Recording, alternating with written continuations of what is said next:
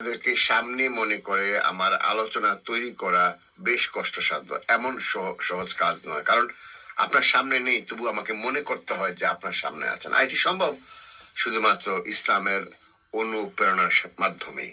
আর এই যে আমরা সবাই মিলে একসাথে দাওয়া করছি, একসাথে উঠা বসা করছি, আলোচনা করছি, সময় দিচ্ছি আল্লাহ তাআলা এবং সাইয়্যিদিনা মুহাম্মদ রাসূল সাল্লাল্লাহু আলাইহি ওয়াসাল্লামের সাথে আলোচনা করছি, আল্লাহর কিতাব নিয়ে আলোচনা করছি, সুন্নাহ নিয়ে আলোচনা করছি।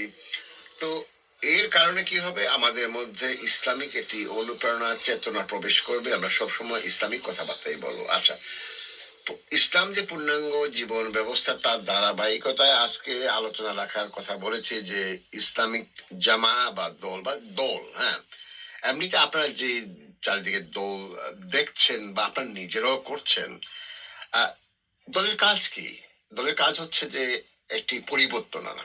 সেটি সামাজিক ভাবে হোক, অর্থনৈতিক ভাবে হোক, আর রাষ্ট্রীয় ভাবে হোক। আর সর্বোচ্চ বিষয় হচ্ছে যে একটি দল সারা দেশের মানুষকে ঐক্যবদ্ধ করে ক্ষমতায় নিয়ে যায়।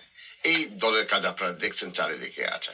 কিন্তু প্রশ্ন থেকে যায় যে যে দল আপনারা করেছেন বা করছেন, এই দল করার দলিল কি, উৎস কি, এর চিন্তা ভাবনা চেতনা আদর্শ কি? হ্যাঁ, সেগুলো জিজ্ঞেস করা প্রয়োজন। আপনি নিজেকে জিজ্ঞেস করুন যে এতদিন যাবৎ এই রাজনৈতিক দল করছি, এই দল করছি, সেই দল করছি, এর চিন্তা ভাবনা চেতনা হলে এগুলো প্রতিটি ক্ষেত্রে জানা দরকার। কারণ আপনি এমন কিছু করবেন না যেটি শুধুমাত্র পার্থিব লাভের আশা। কারণ আমরা এমন কিছু করব, সেটি দলই হোক আর জামাতই হোক, আমাদের লাভ হতে হবে এহকাল এবং পরকাল দুটোই। আমাদের সর্বোচ্চ লক্ষ্য হচ্ছে পরকাল। তো যেই আহ, দল বা যেই কার্যক্রম আমরা করব, সেটি যদি পৃথিবীতেই থেকে যায় আর পরকালে আহ, না যায়, তাহলে ভাইয়েরা, আমার আমার আপন ভাইয়ের মতো আপনারা ভাইরাও রয়েছে, সেগুলো করে আপনার এই জীবনের সময় কেন নষ্ট করবেন? কেন নষ্ট করবেন? আর ইসলাম কি কোনো জায়গায় বলেছে যে আপনি এগুলো করতেই হবে, না করলে আপনার চলবে না? আপনি তো করছেন সামান্য কোন একটা আদর্শে বিশ্বাস করে। সেই আদর্শটি কোন কোন জায়গার, কোথেকে এসো? জিজ্ঞেস করুন যারা দল করে, বা আপনার নিজেকে জিজ্ঞেস করুন, কখনো কি বলেছে এর দলিল কি? কখনো কি বলেছে এই দলিলের আপনার RS নাম্বার কি, CS নাম্বার কি? আমার দলের জন্য আমি কাজ করি। হ্যাঁ, সুতরাং এগুলো আপনি দেখাতে পারবেন না, জিজ্ঞেস করে তখন পারবেন না। তাহলে আসুন, ইসলামে এই ব্যাপারে কি বলে? আর দলের কাজটা কি? কাজটা হচ্ছে যে এককভাবে মানুষ যেগুলো পারে না, দলীয়ভাবে সমস্ত এলাকার মানুষকে ঐক্যবদ্ধ করে একটি বিরাট কাজ সাধন করতে পারে, একটা বিরাট পরিবর্তন আনতে পারে। তাহলে কি ইসলামে সেই পরিবর্তনের সুযোগ করে দেয়নি? অবশ্যই দিয়েছে।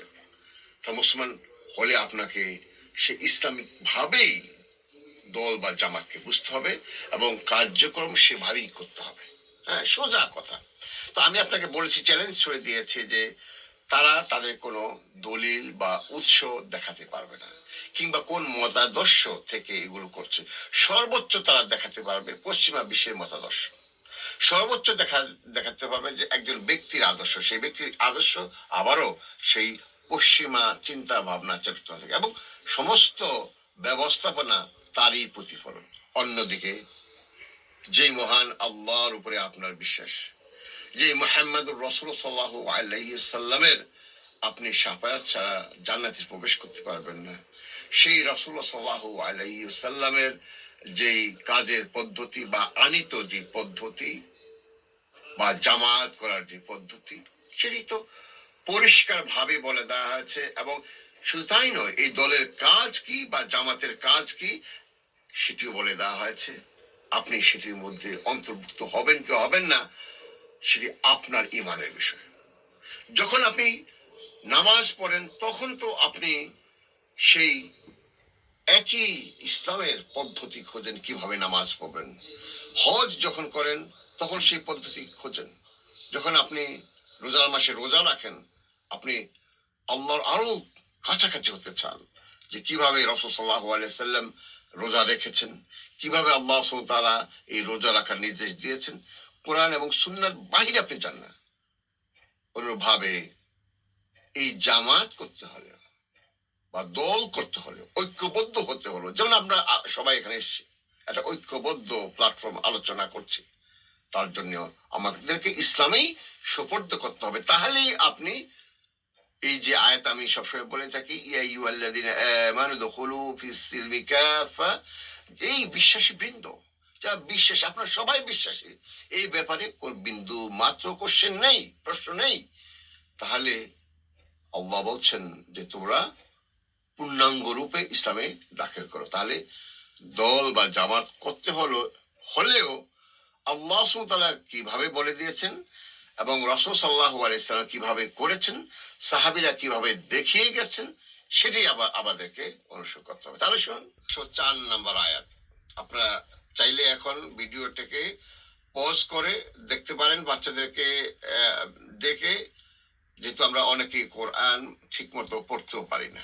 তাহলে আমি বলে দিচ্ছি, আল্লাহ সুবহানাহু ওয়া তাআলা নির্দেশ দান করেন, আউযু বিল্লাহি মিনাশ শাইতানির রাজীম, বিসমিল্লাহির রহমানির রহিম, ওয়ালতাকুম মিনকুম উম্মাতুন ইয়াদউনা ইলাল খায়র ওয়ালতাকুম মিনকুম উম্মাতুন ইয়াদউনা ইলাল খায়রি ওয়া'মুরুনা বিল মা'রুফ وينهون عن المنكر وأولئك هم المفلحون। এই যে আয়াতে কারিমা উল্লেখিত হয়েছে, এই যে ওয়াহির অংশ নাজিল হয়েছে, এটি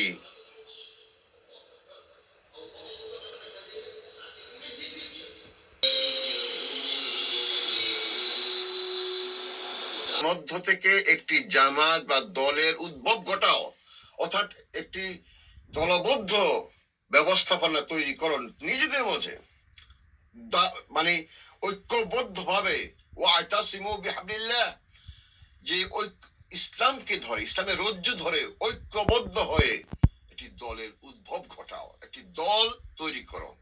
তার কাজও বলে দেওয়া আছে, কি বলা আছে, ওয়ালতাকুম মিনকুম উম্মাতুন ইয়াদউনা ইলাল খায়র, যে তোমরা সমস্ত ভালো, ইলাল খায়র, আল খায়র এটি ডেফিনিট আর্টিকেল, মারুফ, এই যে ভালোর দিকে ডাকা, সমস্ত ভালো হচ্ছে কি ইসলাম, ইসলাম হচ্ছে সবচেয়ে, ইসলামের মধ্যে সব কিছু ভালো রয়েছে, সর্বোচ্চ ভালো রয়েছে, ইসলামের দিকে মানুষকে ডেকে আনো। তারপরে যে যত সৎকার্য আছে, ভালো কাজ আছে, তার জন্য উপদেশ দান করো, মারুফ ওয়ায়ানহাউনা আনিল মুনকার, উপদেশ দান নয় শুধুমাত্র, আগের লাইনের কথা বলছি, যে এগুলোতে সম্পৃক্ত হও, অন্যকেও এদেরকে সম্পৃক্ত করো। ওয়ায়ানহাউনা দেন, পরবর্তী হচ্ছে ওয়ায়ানহাউনা আনিল মুনকার, যত খারাপ আছে, অসৎ কাজ আছে, অর্থাৎ ইসলামহীন যত কাজ আছে, সেটি দল করা হোক, সেগুলো থেকে মানুষকে বিরত রাখা, অর্থাৎ ইসলামের বাহিরের কোনো কাজ যখন মানুষ করতে চাইবে তা থেকে বিরত রাখতে হবে। তাহলেই আল্লাহ বলছেন ওয়াউলাইকা হুমুল মুফলিহুন, যে তারাই হচ্ছে সফলকাম। আল্লাহু আকবার, সার্টিফিকেট দিয়ে দিচ্ছেন যে এই কাজগুলো যেই জামাত করবে বা যে ইসলামী দল করবে, তাই হচ্ছে কৃতকার্য বা সফল কাম। এই সফল কাম কোন সময়ের জন্য? ইহকালেও হতে পারে, ডেফিনেটলি আনকোশ্চেনেবলি, নিঃসন্দেহিত ভাবে পরকালের কৃতকার্যতা বা সফল কাম বয়ে আনবে। তো আজকে যারা আপনারা আছেন, তারা কি এই ধরনের চিন্তা ভাবনা চেতনায় বড় হয়েছে না আদৌ? তো আজকে যখন বললাম, আপনারা চিন্তা ভাবনা অবশ্যই করবেন। দেখুন, প্রথম যে ইসলামিক জামা, সেটি ছিল সাইয়্যিদিনা মুহাম্মদুর রাসূল সাল্লাল্লাহু আলাইহি ওয়াসাল্লামের নেতৃত্বে, এবং সেই জামাতের এই প্রাথমিক যুগের যেই মুসলমানদের সদস্যরা কারা ছিলেন, দেখুন, প্রথমে আমি বলি একটি ছোট বালক সাইয়্যিদিনা আলী রাদিয়াল্লাহু তাআলা আনহু, 8 থেকে 12 বছর সেটি রেকর্ড হয়েছে, এর বেশি নয়। তারপরে আপনি দেখুন জুবাইর ইবনে আওয়াম, তার বয়স ছিল তাও আলী রাদিয়াল্লাহু তাআলার মতো। এই যে আপনার পাশে বাচ্চারা শুনতে পাচ্ছেন, দেখতে পাচ্ছেন না, তারা এখানে বসে মাদ্রাসার ছাত্ররা আলোচনা শুনছে, তাদের বয়সের কত? তাদের বয়সেই এই ধরনের জমাতের একজন সদস্য ছিলেন। তালহা রাদিয়াল্লাহু তাআলা আনহু, তার বয়স ছিল 11 থেকে 12। তারপরে দারুল আকরাম, অর্থাৎ দারুল আকরাম বলতে যেই বাড়িটিতে রাসূল সাল্লাল্লাহু আলাইহি সাল্লাম বসে এই ওয়াহির অর্থাৎ যেই আয়াত নাজিল হতো, এই তাদেরকে নিয়ে আলোচনা করতো। এই যে আপনারা এখন বসে আমরা আল্লাহর কিতাবুল্লাহ তাআলা নিয়ে আলোচনা করছি, ইসলাম নিয়ে আলোচনা করছি, আলোচনা করতেন, সেই বাড়িটিতে এখনো আছে। আপনার আরকাম, যেটা দারুল আরকাম বলা হয়, সাহাবি এবং তারা বাবা এবং ছেলে দুইজন, বয়স ছিল কত? 17 ছিল ছেলের, আর বাপের সম্ভবত বয়স ছিল 28 বছর। আচ্ছা, সাইয়েদিনা আবু বকর রাদিয়াল্লাহু তাআলা আনহু, সাদ ইবনে যায়েদ